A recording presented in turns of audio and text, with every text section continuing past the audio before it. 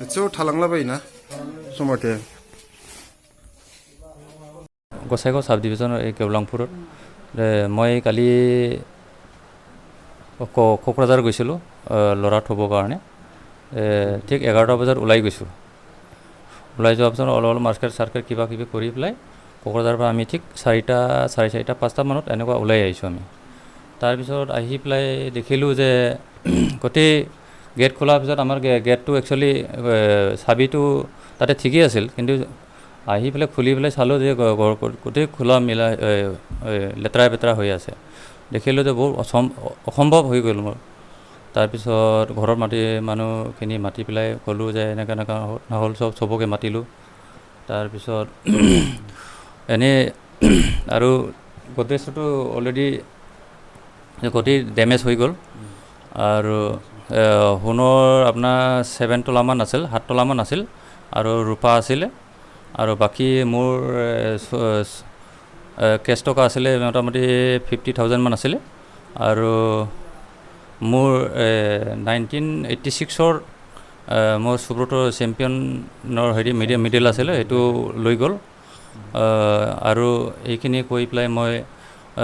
আমাৰ প্ৰশাসনত যিমান পাৰে ওলাবৰ কাৰণে মই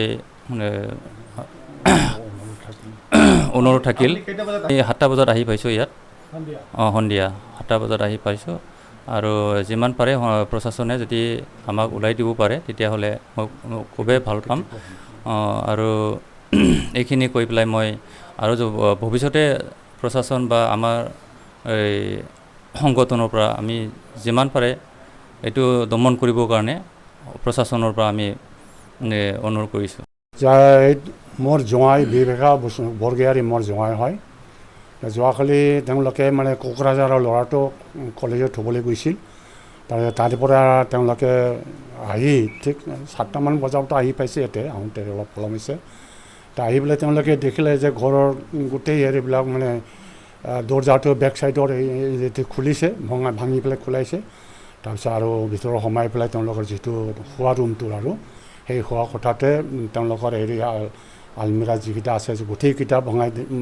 ভঙাই পেলাই খন যি আছিলে মানে গোটেইবিলাক লৈ গ'ল আৰু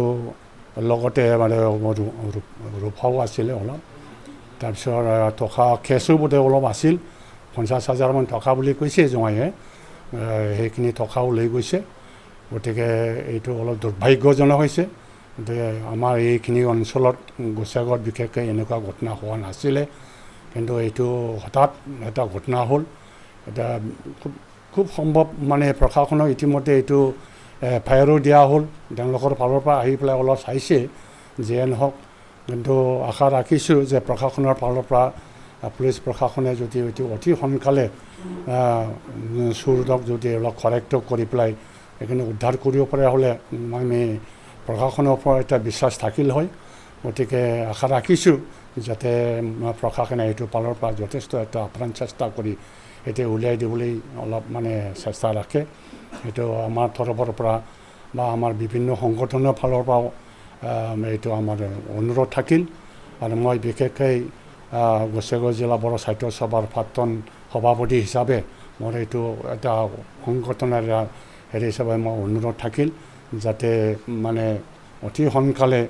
দোষী কাৰেক্ট কৰি পেলাই যদি এইখিনি উলিয়াই দিব পৰা হ'লে খুব ভাল হ'ব সেই গতিকে মানে